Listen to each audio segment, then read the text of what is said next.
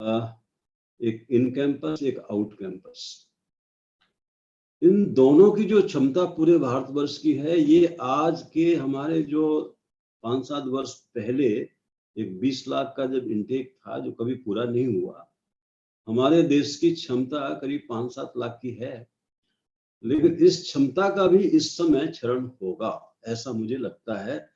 क्योंकि एक तो हमारे जितने भी कंपनी हैं, मैंने अभी अमेरिका का भी देखा कि सारी advertisement, they are rescinding the entire employment whatever they have offered.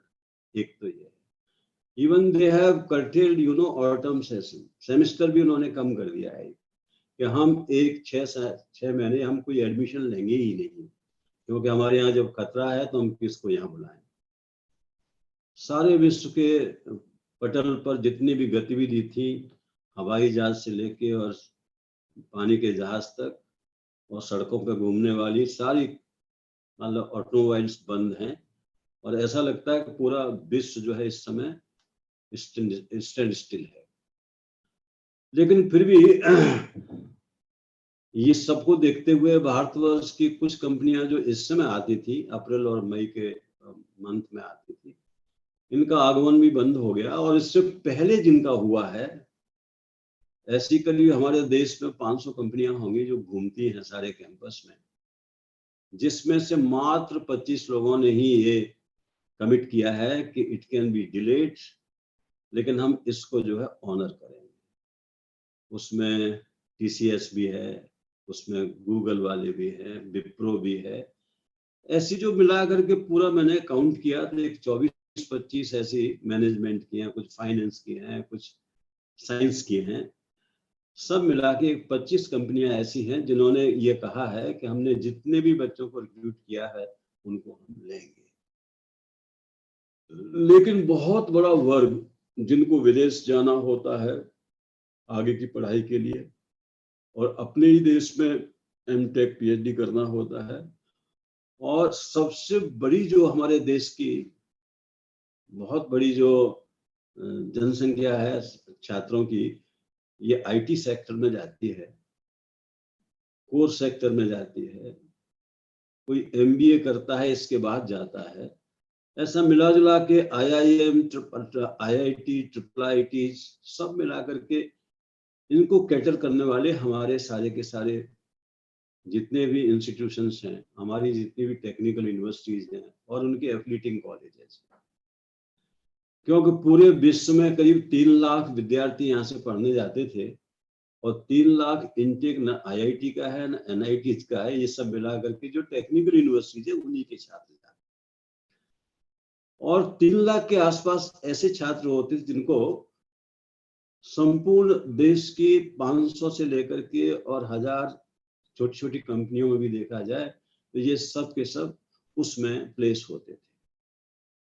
अब हमारे सामने सबसे बड़ी दिक्कत ये है कि जब देश पूरा का पूरा एक अनसर्टेनिटी के दौर से गुजर रहा है तो उनका हम कैसे भला कर सकते हैं। ये दोनों ने पास कर लिया तो उसके बाद वो क्या करेंगे, एक साल भर बैठ के क्या करेंगे। तो हमारे पूरे देश में ऐसे नॉर्थ जोन का तो ऑफिस कानपुर में ही, हमारे विनय जी के घर के पास में ही है, बोर्ड का है, board of apprentice and training का है।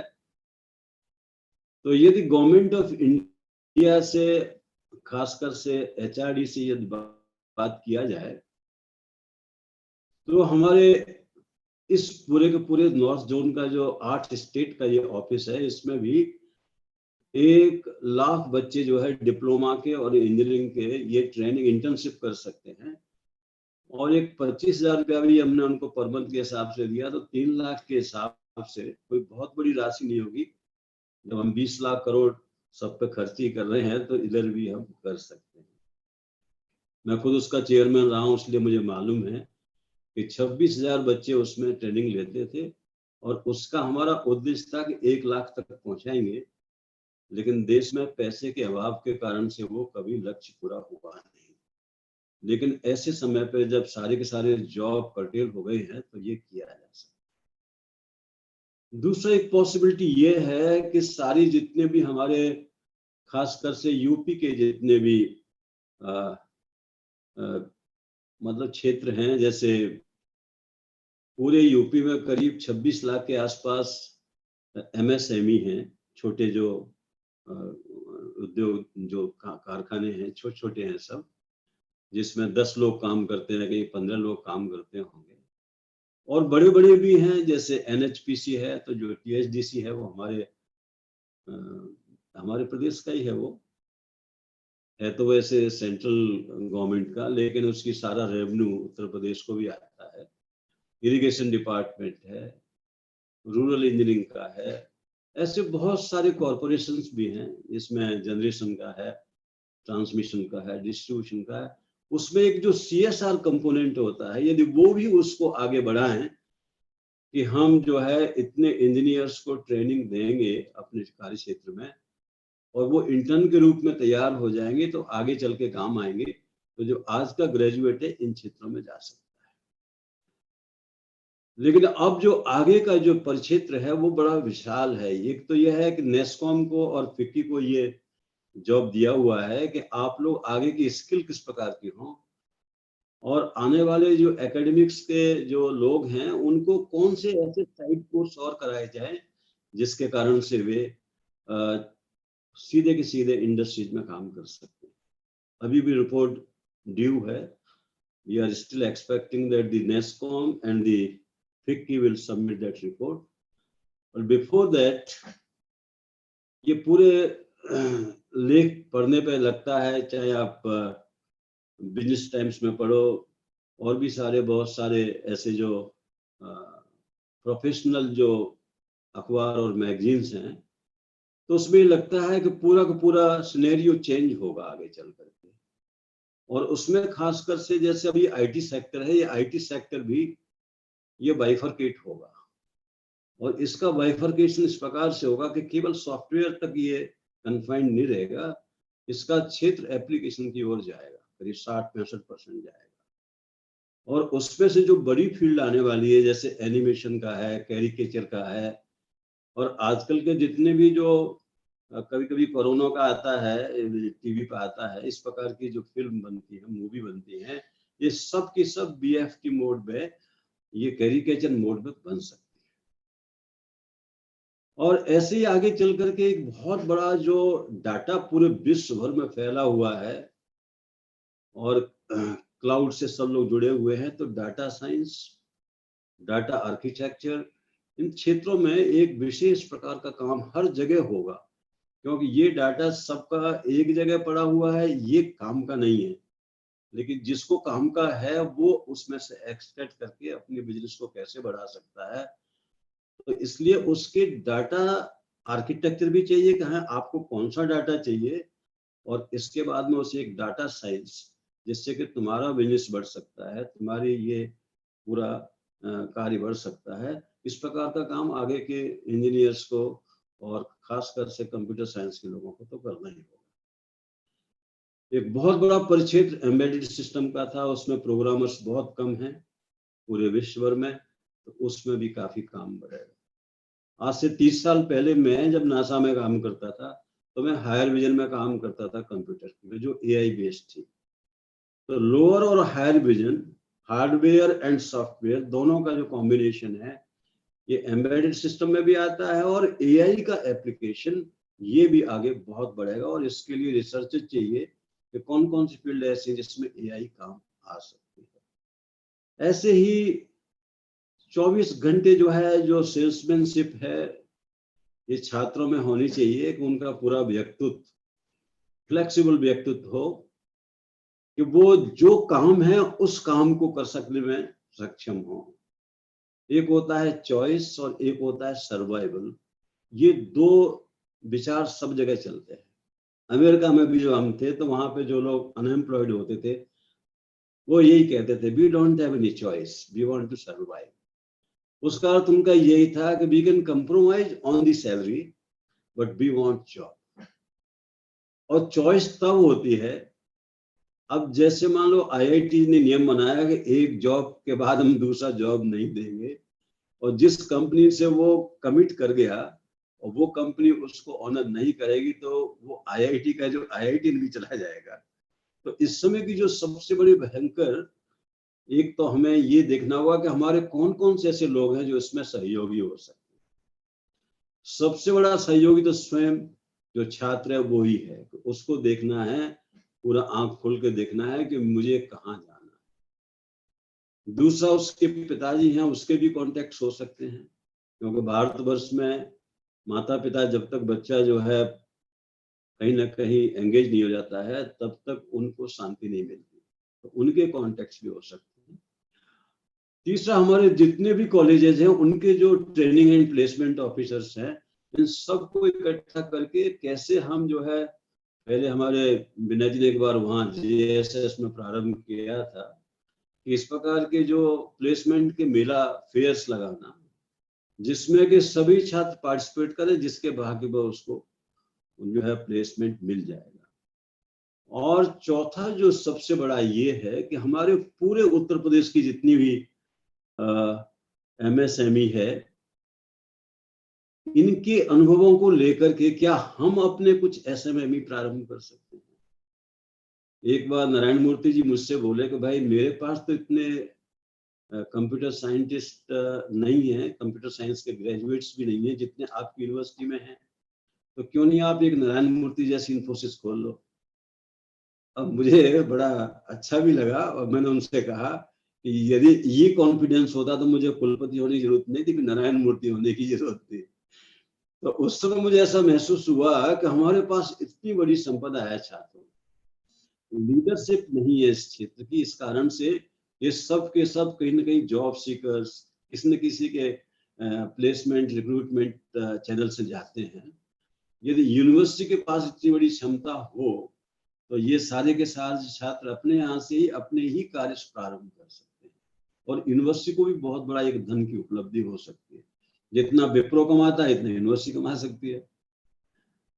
तो ये एक बहुत बड़ा एक परिक्षेत्र हो सकता है कि हमारे पूरे जितने MSME हैं उत्तर प्रदेश के, तो उसके मिनिस्टर हैं हमारे महेंद्र पांडे जी, और उनके जो IAS अफसर हैं, पहले तो हमारे नीलेश राय जी जो सचिव थे वही थे उसमें, स्तुति कक्कड़ रही उसमें, ऐसे जो इस समय होगा वो भी कोई ना अपने ही आदमी होगा, तो क्यों न जो है अपने उन सबको मिल करके अपनी पूरी यूनिवर्सिटी का एक ब्लूप्रिंट बना करके कि हाँ हम ये हमारे व्हाइट पेपर्स हैं, ये हमारे ब्लू प्रिंट्स हैं, जिसके आधार पर हम आपके इस पूरे क्षेत्र को और अपने छात्रों के द्वारा, और इससे हम काफी बड़ा एक लीप ले सकते हैं। तो आने वाले भविष्य में एक तो यह है कि हमारी पूरी की पूरी जो एजुकेशन सिस्टम है, अभी तो अनसर्टेनिटी है, कब हमारे रेगुलर क्लास चलेंगे, कब हमारे एडमिशन्स होंगे, कब हमारी डिग्रियां जो होंगी वो कब तक हमारे लिए जो है उपयोगी सिद्ध होंगे, कितने लोग हायर एजुकेशन में जाएंगे, ये भी एक बहुत बड़ी एक चैलेंज है। इसलिए हमारे पूरे इस यूनिवर्सिटी को, खासकर से AKTU को, तो इस समय बहुत कुछ विचार करना पड़ेगा कि जितने भी हाथ पैर हम हिला सकते हैं, मार सकते हैं, CSR, MSME, coordination, cooperation, participation सब में करते हुए, और आगे चल के ये देखना है कि हमारे छात्रों में या तो कॉन्फिडेंस आए कि हम ही कुछ स्टार्ट कर सकते हैं, या ये किसी के सहयोगी हो जाएं, या ये कहीं ना कहीं चॉइस एंड सर्वाइवल में हो सकता है कम तनख्वाह पे एक इंटर्न के रूप में ही सही ये आगे जाए। अब ये बहुत सारी जो बैंक्स हैं इनको भी बहुत इंजीनियर्स चाहिए, बहुत सारी जो फर्म्स होती हैं उनको केवल मैनेजमेंट के लोग भी चाहिए, तो हमारे पास मैनेजमेंट का भी बहुत बड़ा एक विभाग है। तो पूरे के पूरे एक तो प्लेसमेंट की दृष्टि से एक तो ये मार्च फॉरवर्ड हमें करना पड़ेगा कि सारे अध्यापक मिलके, सारे प्लेसमेंट ऑफिसर मिलके, सारे कॉलेज प्रोएक्टिव होकर, और कुलपति तो लीडर होता ही है सबका, वो सब मिल करके, और कुछ उत्साही लोग आपके पास हैं दत्ता जी टाइप के, इन सबको पकड़ के, कंसल है ही वहां पे आपके पास, मनोज गौड़ है ही, ये सब मिल करके इस पूरे विश्वविद्यालय का एक जो इंटेक है 70-80 हजार का होगा मुझे लगता है इस समय, या 1 लाख का भी हो सकता है, तो ये सब के लिए कैसे जॉब प्रोवाइड करें, इसका एक पूरा एक ब्लूप्रिंट बन सकता है। और सभी लोगों के लिए, जैसे आपका पूरा बीटेक का कोर्स है उसमें नहीं हो तो आप गेट का, मैंने सोचा था कि गेट का एक प्रोविजन इसमें कंपलसरी करके, और एक अपना गेट कंडक्ट करेंगे, एक जो है नेशनल गेट है, और दोनों का जो है कंप्रोमाइज करके एक कोर्स कर देंगे। इधर जो गेट आएंगे वो उसमें मेंशन कर देंगे, वहां आएंगे तो उसको मेंशन कर देंगे। उससे क्या होगा कि हमारी जो ओपनिंग्स है और हमारा जो कॉन्फिडेंस लेवल है ये भी बढ़ेगा।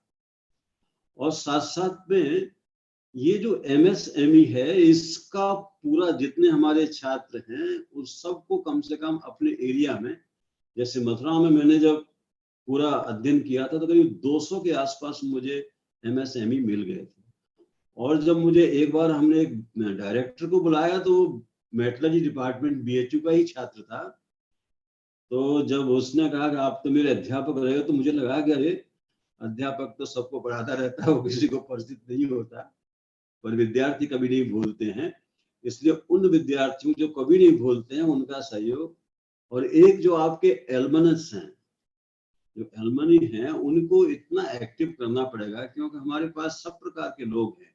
गरीब घरों के भी हैं, जिनके माता पिता ने कभी नौकरी नहीं की, ऐसे लोग भी हैं, जो पहली बार गांव से आए ऐसे लोग भी हैं। तो ऐसे लोगों के उद्धार के लिए हमारे जो छात्र आज तक यहाँ से निकले हैं उनकी संख्या भी कम से कम नहीं होगी तो 5 लाख से ऊपर होगी।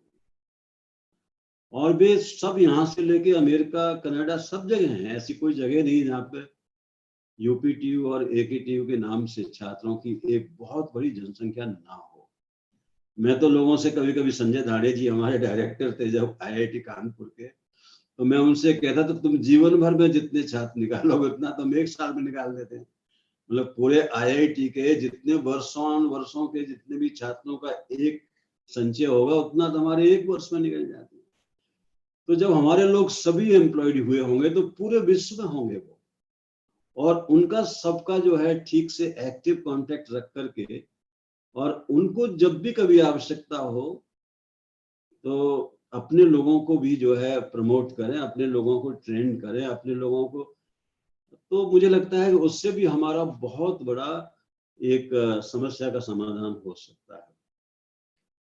2014 में जब मैं अमेरिका गया तो वहां पे मुझे UPTU और AKTU से संबंधित जितने भी छात्र मिले उनकी संख्या भी हजारों में थी। एक शहर में ही मुझे 200-250 लोग मिल गए थे। तब मुझे लगा कि यहाँ छात्रों का एक बहुत बड़ा ये संख्या है, जो अमेरिका में भी है, सिलिकॉन वैली में भी है, कैलिफोर्निया के बहुत सारी यूनिवर्सिटीज में भी है। तो मैं वहाँ बफेलो गया तो वहाँ भी मुझे लोग बहुत सारे मिले। तो मुझे ऐसा लगता है कि यदि हम सब लोग मिलकर के इसका भी एक चैनल बना दें, आजकल तो ऑनलाइन सब लोग रजिस्टर कर लेते हैं अपनी यूनिवर्सिटी के नाम पर, अल्मा मैटर के नाम पे सब जुड़ जाते हैं, तो ये भी एक बहुत बड़ा समाधान हुआ कि हमारे छात्र बाहर जाए तब भी उनका सहयोग होगा, वहां पे जॉब ले तब भी सहयोग है, यहाँ जॉब उनके पास है वो भी सहयोग बनेंगे। और ऐसे मुझे 4-5 परिक्षेत्र दिखते हैं जिसमें हम आगे चल के, और आगे की जो स्किल्स हैं, जो मैंने कहा था कि कंप्यूटर्स की स्किल भी बदलेंगी और हर क्षेत्र की स्किल्स बदलने वाली हैं, तो उसमें भी जो है, जो अभी नेस्कॉम की जैसी रिपोर्ट आती है उससे पहले अपने यहाँ पर भी बुला करके हम सारे विद्वानों को इकट्ठा करके आगे हम क्या, अब जैसे हमारी डिग्री तो ठीक है, हमारी 200 क्रेडिट की होगी, 180 क्रेडिट्स की होगी, लेकिन 4 क्रेडिट का एक कोर्स करना, 8 क्रेडिट के 2 कोर्स करना, ये तो आम रूप से हो सकता है। ये तो कोई भी हमारी यूनिवर्सिटी किसी को भी फ्लोट कर सकती है और छात्र उससे लाभान्वित हो सकता है। जिस समय मैं कुलपति था यहाँ पे तो ऐसे माइक्रोसॉफ्ट के और अनेक कंपनियों के, सत्यम के लोग आते थे, तो उनके एक सेमेस्टर मैंने रख रखा था कि 5 कोर्स आप कोई भी आप रिकमेंड करेंगे हम इसमें ले लेंगे। तो ऐसे ही आज भी हम इन कंपनियों को जो आवश्यकता है, मोस्ट मॉडर्न रिसोर्स हम हो सकते हैं। और इसमें तो इस दत्ता जी को लगा दीजिए, तो वैसे ही बहुत जोश में रहता है, ये सबको जोड़ जाड़ करके, और मुझे लगता है कि ये बहुत बड़ा एक ऑनलाइन हमारा डाटा भी हो जाएगा, और इससे UPTU के जितने भी छात्र हैं, AKTU के जितने भी छात्र हैं, इनको ये महसूस होगा कि हमारी एक फैमिली है और हम आगे चल के बिल्कुल भी किसी भी स्थिति को हम फेस कर सकते हैं। कोरोना के कारण से एक ये तो हुआ है कि एक अनसर्टेनिटी पूरे देश में है, हम कैसे खुल के, यदि हमें हवाई जहाज भी लेना है तो कब शुरू होगा, पानी के जहाज से भी जाना होगा तो कैसे जाएंगे। ये एक बहुत बड़ा एक सारे विश्व के सामने एक प्रश्न है और हम सभी लोग चिंतित हैं। अब हमारे बच्चे सब तो विदेश में ही हैं, कब आएंगे कब जाएंगे, ये सब ऐसे सबको ही चिंता है। लेकिन फिर भी कोई ना कोई ऐसा तो है नहीं कि भगवान ने कष्ट दिया है तो उस कष्ट का समाधान भी देगा और आगे चल के ये दिन भी आएंगे कि जब हमको लगेगा कि इसमें से हमने बहुत कुछ, क्योंकि आपदाओं में भी बहुत सारी जो ज्ञान की जो विकास की धाराएं खुलती हैं वो इसमें से भी खुलेगी। अब बायोलॉजी को कोई नहीं जानता था पहले कि ये क्या है। मेरे यहाँ पे एक डिपार्टमेंट था इम्यूनोलॉजी का, एक इंस्टीट्यूट था, जैसे जीएलए को हमने जोड़ रखा था आगरा। उस आगरा के लोग जब हमारे यहाँ, तो मैं उसको बहुत ज्यादा ध्यान नहीं देता। फिर एमटी के एक प्रोफेसर को मैंने कांटेक्ट किया कि क्या आप हमारे यहाँ आ सकते हैं। उन्होंने कहा कि मैं तो भाई बायोलॉजी का बहुत बड़ा मेरा परिक्षेत्र और मुझे यही सेटिस्फेक्शन है। तो तब मुझे मालूम पड़ा कि ये भी एक विषय है जिसको सब लोग बड़ा अध्ययन करते हैं, पर जब कोरोना आ गया तब मुझे लगा कि नहीं, उसका बड़ा महत्व है। तो अब आगे चल करके इंजीनियरिंग के लोग नॉट ओनली इंस्ट्रूमेंटेशन, अब जैसे क्वांटम कंप्यूटिंग है, तभी एक दिन मैं बीएचयू में गया तो वहां के उसने पूछा, साहब ये क्वांटम कंप्यूटिंग आप जानते हैं? हमने कहा जानता तो हूँ थोड़ा बहुत। तो बोला कि हमारे इस पूरे पैथोलॉजिकल लैब में यही काम आते हैं। अब ये हमने जब पढ़ा था तो हमें क्या मालूम था पैथोलॉजी में काम आएगा। तो ये सारी चीजें जो अब देखनी पड़ेंगी कि आगे का पूरा विस्तृत जो ज्ञान है ये कहाँ कहाँ किस किस चीज को अटैक करेगा। जैसे नैनो मेडिसिन जो हैं वो कैंसर के सेल को ठीक कर सकती हैं। तो ऐसे यही सब चीजें धीमे धीमे इन परिक्षेत्रों में जाएंगी। तो इंजीनियरिंग का व्यक्ति जो है ये भी इन चीजों को देख सकता है। सारा इंस्ट्रूमेंटेशन तो हमारे ही हाथ में उनका है और सारे इंस्ट्रूमेंटेशन से ही वो सब, चाहे वो उनका रेजोनेंस वाला वो हो, मैग्नेटिक रेजोनेंस का जो एमआरआर क्या बोलते हैं वो, या कुछ भी हो, मतलब जितनी उनकी भी इंस्ट्रूमेंटेशन है वो सब अपने ही हैं और उसमें सारे इंजीनियर्स काम करते हैं। बस केवल एक ऐसे फार्मेसी डिपार्टमेंट है तो वो फार्माकोलॉजी है, तो फार्माकोग्नोसी है, इन सब क्षेत्रों में काम कर सकते हैं। फार्मास्यूटिकल केमिस्ट्री है। तो हमारे पास तो एक बहुत बड़ा संच है और मैं तो ये कहता हूँ कि सारी की सारी जितनी भी काउंसिल्स हैं यूजीसी की और यूजीसी स्वयं मिलकर के एक बहुत बड़ा उसको पैराडाइम शिफ्ट करना पड़ेगा। क्योंकि इस समय हमारी जो सारी स्कूल्स हैं, यदि ऑनलाइन हमारी क्लास चलाई जाए तो गाँव में तो कनेक्टिविटी ही नहीं है। हमारे पास में ये जो वायरलेस जो टेक्नोलॉजी है ये आगे बढ़ानी पड़ेगी भाई, उसकी क्षमता भी बढ़ानी पड़ेगी। यदि डिस्ट्रिक्ट सेंटर पे कोई हमारा है जहां से सबको जोड़ सकते हैं, सारे कंप्यूटर्स उनके जुड़ सकते हैं, जैसे जियो काम करता है थोड़े से एरिया में, और भी काम करते होंगे जो लेन में, बैन में, पैन में जो भी होता होगा, तो वैसे ही इसका एरिया बढ़ाना पड़ेगा। अब जैसे मान लो बैंडविड्थ है तो इसको कैसे ये बहुत रोबस्ट हो सकती है, चाहे कितना भी डिस्टरबेंस आए तब भी काम करती रहे। वाईफाई कैसे जो है सब जगह पहुंच सकती है। ये सारे के सारे परिक्षेत्र को आगे के भविष्य की शिक्षा में हमको समाहित करना होगा। क्योंकि अब जो जॉब होंगे, अब मान लो यदि 20 लाख करोड़ में से बहुत सारी धन हमने दे दिया गांवों के विकास के लिए, तो बिना इंजीनियर के जाए तो वहां विकास होगा नहीं। तो इनको अब अपनी दिशा को भी, चाहे वो सोलर की दिशा में जाना पड़े, चाहे वो स्मार्ट ग्रिड के उसमें जाना पड़े, सारे क्षेत्रों को। और यदि हमें बायोलॉजी साइंस पढ़ करके भी थोड़ा सा एक दो विषय हो सकते हैं, अब तो हम बड़ी उम्र में हैं, या ग्रेजुएशन के बाद कुछ भी पढ़ सकते हो और वो समझ में आने लगता है। तो ये आरएनए डीएनए पे मैंने कंप्यूटर मॉडलिंग की थी जिस समय सीमैप से, एक PhD भी कराया था। तो ऐसा कोई परिक्षेत्र नहीं है जिसमें हम काम नहीं कर सकते। और ग्रामीण अंचल के लिए भी बहुत बड़े परिक्षेत्र में जॉब का और उनके अनुकूल जीने का, कैसे उस परिस्थिति में हम जाके वहाँ रहेंगे, आएंगे, जाएंगे, खाएंगे, पिएंगे। और ग्रामीण अंचल का भी विकास हो, क्योंकि वहाँ के बच्चे जो पढ़ लिख करके आगे जाएंगे, तो उनके लिए भी रोड मैप बनाना होगा। और ये AKTU इसमें बहुत बड़ी भूमिका निभा सकता है। इसमें सर्वाइवल भी है, इसमें चॉइस भी है, और इसमें बहुत बड़ी, जिसको कहते हैं, लोक प्रतिष्ठा भी है। इसने क्या किया, ये सबसे बड़ी चीज है। तो मैं आज के दिन यही कहूंगा कि भविष्य कोई अंधकार में नहीं है, भविष्य बड़ा प्रकाशित है। बस उस पर सोचने की आवश्यकता है। इधर सोच ठीक से लिया और उसका हमने ठीक से परसेप्शन, क्योंकि इस समय हमारा एप्रेंशन मोड में है, ये कंप्रेंशन मोड में आने चाहिए। एप्रेंशन में तो हमें इतना डर लग रहा है कि हम किसी के पास खड़े होते लगता है जैसे कोरोना आ जाएगा, लेकिन कंप्रेंशन भी आना चाहिए कि नहीं भाई, 5 फीट दूर पे नहीं आएगा, 6 फीट दूर पे नहीं आएगा। और जब सब ठीक होंगे तो कहीं भी नहीं आएगा। तो सब मिला के इस प्रकार के जो कंप्रेंशन हैं, ऐसी अर्थ क्षेत्र के भी, प्लेसमेंट क्षेत्र के भी, ये सारे के सारे comprehension we have to conclude and we have to find out the वे।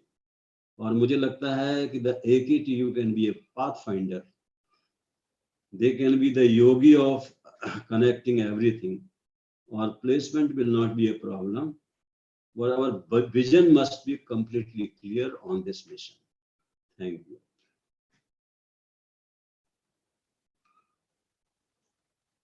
मुझे लगता है कि आज कोई प्रश्न होगा तो बाद में मैं उसका जवाब दे सकता। सर मैं प्रश्न देख लेता हूँ। आपका बहुत आभार सर, आपने अपना कीमती वक्त दिया और अपना आशीर्वाद दिया पूरे सबके अपने साथियों को। दिनेश जी 800 स्टूडेंट यूट्यूब पे भी थे। हाँ मैं देख रहा हूँ, मैं यूट्यूब पर लाइव हूँ, मैं देख रहा हूँ। सवाल तो सर अभी नहीं दिख रहा मुझे कोई ऐसा सवाल, केवल सबने प्रणाम बोला है आपको। एक सवाल था बीच में जो सर से लोग पूछना चाहते थे, वो ये था कि साइकोलॉजिकल बैरियर कैसे स्टूडेंट्स दूर करें। स्टूडेंट्स इस समय परेशान हैं और वो साइकोलॉजिकल बैरियर है कोरोना का, जिसको लेकर उन्हें हॉस्टल के प्रति, क्लासेस के प्रति इस तरह की भावना है। वैसे तो आपने लास्ट में एक उसका उत्तर दिया है कि भाई एप्रीहेंशन की जगह हमें कॉम्प्रिहेंशन भी रखना पड़ेगा, लेकिन लड़कों का ये एक प्रश्न मन में जरूर है और उसके लिए हम सभी लोगों को, टीचर्स को भी है और इंस्टीट्यूशन के डायरेक्टर्स को भी है कि हम लोग स्टूडेंट को कैसे टैकल करेंगे आने के बाद। उस पे सर अगर आपका कुछ मतलब। इसमें ये तो है कि इस समय बहुत बड़ा भय है, लेकिन मुझे लगता है कि जैसे ही सारी गतिविधि प्रारंभ होगी और मेडिकल इंडिकेशन आने लगेंगे कि हाँ हमारी जो गतिविधि है ये बिल्कुल सुचारू रूप से चल रही है, कोई व्यक्ति इसमें कोरोना पॉजिटिव नहीं मिला है, तो छात्रों को भी इस प्रकार का फिर ये कॉन्फिडेंस आ जाएगा कि जब हम वहां से चल के यहाँ सुरक्षित आ गए हैं तो यहाँ सुरक्षित रहने में हमें कोई दिक्कत नहीं है। और कुछ समय तक ये सारे के सारे मैंने कुछ असाइनमेंट दिए हुए हैं कुछ प्रोफेसर्स को कि आज का जो AICT जो मानक है हॉस्टल का है, जो डॉक्टर्स डिस्पेंसरी में रहते हैं उनको कैसे है, सैनिटाइजेशन कैसे करना है, ऑटोमेशन ऑफ द सैनिटाइजेशन कैसे करना है, सब जूते पहनेंगे, खेलेंगे कूदेंगे, तो फिर कौन कौन से ऐसे स्टेप्स हो सकते हैं कि खेल कूद के बाद में भी आदमी सुरक्षित रहे। तो ये साइकोलॉजिकल बिल्टअप कराने के लिए ये काम चल रहा है और बहुत जल्दी ही एक प्रोटोकॉल टाइप का बन जाएगा कि ये इससे हम लोग सुरक्षित रह सकते हैं। सारे विश्व में चल रहा है, हम लोग भी लगे हुए हैं उसमें। जी सर, शुक्रिया सर। कुलपति महोदय से अनुरोध है कि वो सर की बात में, चूंकि सर ने कई चीजें ऐसी कही हैं जिस पर मुझे लगता है कि कुलपति जी महोदय ही बोलेंगे तो अच्छा होगा, फिर हम लोग इस कार्यक्रम को आगे बढ़ाएंगे। माननीय कुलपति महोदय। चौहान सर को सुनना और देखना बहुत ही हमेशा एक नई उत्साह की तरह होता है। सर ने आज उसी अंदाज में हम लोगों के फिर, वैसे तो सर कभी कंधे पे हाथ रखते हैं, कभी और लोगों को उत्साह करते हैं, कभी पीठ ठोकते हैं, लेकिन वेबिनार में भी सर ने उसी तरह अपने शब्दों की तरह एक सरल भाषा में हम सब लोगों को समझाया। और मुझे लगता है कि जो हमारे 300 के आसपास टीचर्स इस पे जुड़े थे और 800 जो हमारे लोग यूट्यूब पे जुड़े हैं, मुझे लगता है कि जो अभी तक हम लोगों ने वेबिनार कराया उनमें से ये एक बहुत सफल वेबिनार है। और बहुत सारे टीचर्स, प्राइवेट एफिलिएटेड कॉलेजेस के बहुत सारे टीचर्स जो हमारे गवर्नमेंट इंजीनियरिंग कॉलेजेस के हैं, लगभग सर को सभी लोग जानते हैं। बहुत सारे लोगों का अपॉइंटमेंट सर के हाथ से हुआ है और बहुत सारे लोगों का अपॉइंटमेंट प्राइवेट कॉलेजेस में भी सर के हाथ से हुआ है। सर ने कई नए आयाम बताए हैं हम लोगों को और मुझे लगता है कि AKTU उन नए आयामों में आगे बढ़ेगा। हम लोगों के पास सचमुच सर ने बताया कि जो टीम है, प्रो वाइस चांसलर की विनीत कंसल साहब हैं, प्रोफेसर दत्ता के बारे में उन्होंने उनके जोश के बारे में हम लोगों को बताया, मनीष गौड़ जी हैं, वीरेंद्र पाठक जी हैं, पालीवाल साहब हैं, वंदना मैडम हैं। तो मुझे लगता है कि इन सब लोगों के साथ मिलकर हम लोगों को एक नई स्ट्रैटेजी बनानी पड़ेगी और उस नई स्ट्रैटेजी में, नए पैराडाइम में हमें काम करना पड़ेगा।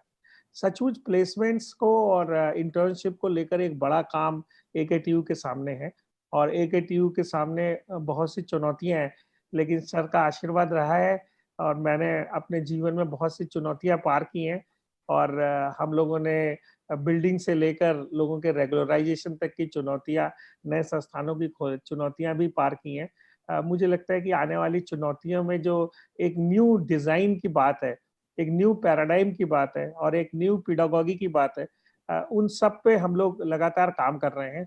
आगे आने वाली हमारी बैठकें भी होने वाली हैं जिन पे हम लोग इस पर विचार करेंगे, गहन मंथन करेंगे और मुझे लगता है कि AKTU उत्तर प्रदेश में और देश में एक नया मॉडल जरूर प्रस्तुत करेगा अपने कामों से।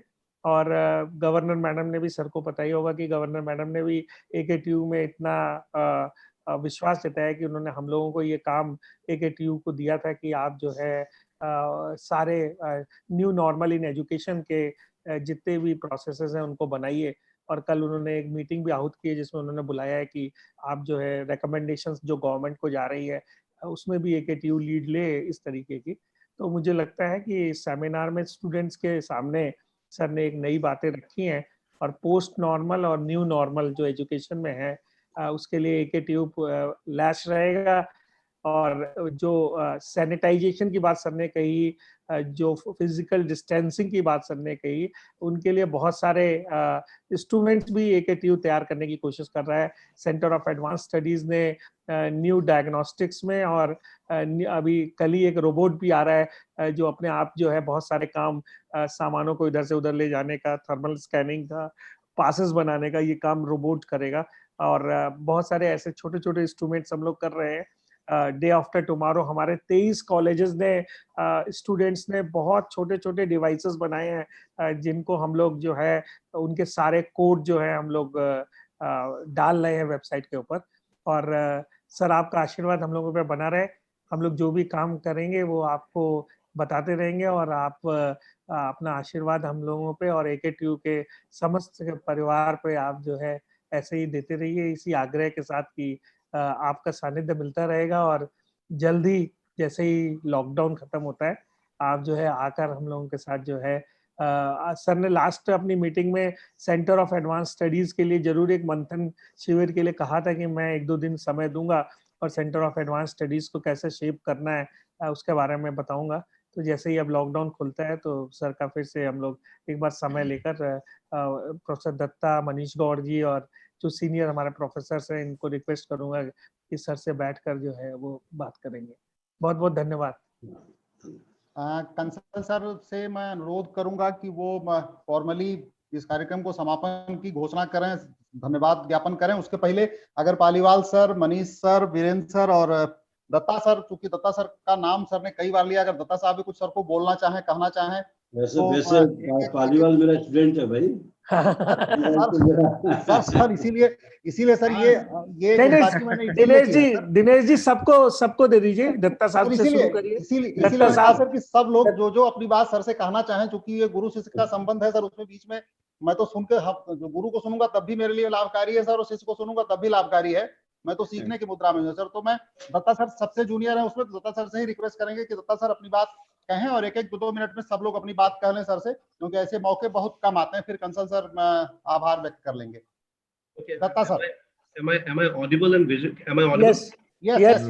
Okay, first of all, I would like to mention in a public platform that, although I was never associated with Professor Chauhan in any professional or in terms of anything, but somehow with the casual small meetings I had even before joining AKTU, I have a huge amount of respect, love, and regard for Professor Chauhan. Interestingly, there is an interesting thing about him is that there's still a kid inside him. The kid did not grow up. The kid did not die inside him, and that makes him so special. And in various platforms wherever I interacted, because if the kid is inside you, you radiate that positive energy. You bring in that happiness. You bring in that content, satisfaction. And Hindi में अगर चलिए हिंदी में मैं कोशिश करता हूँ, ऐसे लोगों की उपस्थिति से वातावरण में एक दिव्यता छा जाती है. So this is how I would like to summon. And although I was never associated with Professor Chauhan in any capacity, but still, he's a sort of a personal hero for me. And sort of, if I would like to name a few people with whom I like to be like, of course, he's there. And some of his PhD students are my friends. And interestingly, every one of them has got extraordinarily high respect, regard, and love for Professor Chauhan, and that makes him so special. Maybe he is one of the most loved person. I do not think there is any there may not be a person who will say anything about against or anything adverse about him. That makes him so special. And so many things we learn from him. And personally, I wish I spend some time with him to shape up my leadership skills. My maybe some blessings from him will definitely help me to shape my personality, my leadership skills. And thank you so much for once again to get interaction with Professor Chauhan. Personally, you are a personal hero for me. Thank you. Thank you, Datta sir. Thank you, Paliwal sir. Paliwal sir, प्रथम तो मैं Chauhan sir को प्रणाम करना चाहूंगा. जैसा कि sir ने कहा, सर अध्यापक तो थे ही, मेरे वार्डन भी थे बीएचयू में, तो काफी लगाव और आशीर्वाद मुझे मिलता रहा है सर से तभी से. और ये जैसा कि हम सभी जानते हैं कि सर का जो डायनामिज्म है, जिसको दत्ता साहब ने दूसरे शब्दों में कहा कि जो एनर्जी लेवल है वो काफी जो युवा जैसा रहता है सर का. और अभी भी सर जब भी मिलते हैं तो वही उत्साहवर्धन होता है हम सभी का. और मैं ये जरूर कहना चाहूंगा कि जो सर ने आज बातें कही, मैं तो विद्यार्थी हूँ ही सर का. सर के जो दूसरे विद्यार्थी हैं, जो सौभाग्य से हमारे माननीय कुलपति हैं, उन्होंने भी सुना है और उन्होंने जैसे प्रॉमिस कर भी दिया है कि वो लगातार प्रयास करेंगे. हाँ, ये जैसा उन्होंने अनुरोध किया, मेरा भी अनुरोध यही होगा कि सर आपका मार्गदर्शन, आशीर्वाद रहा है, आगे भी रहे. और हम लोग आपसे जब आवश्यकता होगी पूरे अधिकार के साथ, क्योंकि छात्र का अधिकार बहुत होता है अपने गुरु पर, तो हम लोग पूरे अधिकार के साथ आपसे मार्गदर्शन प्राप्त करते रहेंगे. इन्हीं शब्दों के साथ मैं एक बार फिर सर को प्रणाम करना चाहूंगा, बाकी सभी को धन्यवाद करना चाहूंगा. बहुत बहुत धन्यवाद sir. Paliwal sir, Manish sir, आपका स्वागत है. आप भी सर से कुछ कहना चाहेंगे ही, निश्चित तौर पर कहना भी चाहिए. जब गुरु सामने हो तो अपनी बात रखने में संकोच क्यों? मनीष सर. कोई संकोच नहीं है. बहुत बहुत धन्यवाद पाठक जी. नमस्कार सर. जब भी सर के साथ मिलने का अवसर मिलता है या सर को सुनने का अवसर मिलता है, तो सहज रूप से सन 2000 से और 2005 तक की स्मृतियां का एक एक पल ताजा हो जाता है. और वो पल यूपीटीयू जब बना था, सर संस्थापक कुलपति के रूप में आए थे आईटी कैंपस में, तो वो एक सर्वश्रेष्ठ पल था मेरे हिसाब से. और जिस तरीके से इस पूरे विश्वविद्यालय का निर्माण हुआ, और हम लोग उस समय लेक्चरर हुआ करते थे, तो सर ने जिस तरह से प्रोत्साहन दिया और मार्गदर्शन दिया, वो आज भी उस एक एक शब्द हम लोगों के लिए अनुकरणीय रहते हैं. अभी हाल ही में जेएसएस में एक रोजगार मेले के दौरान सर को हम लोगों ने आमंत्रित किया था मुख्य वक्ता के रूप में, और वहां पर भी सर का आशीर्वाद प्राप्त हुआ था, एक बहुत बड़े मेले में जहां पर करीब 30 से 40 हजार स्टूडेंट्स इकट्ठा हुए थे.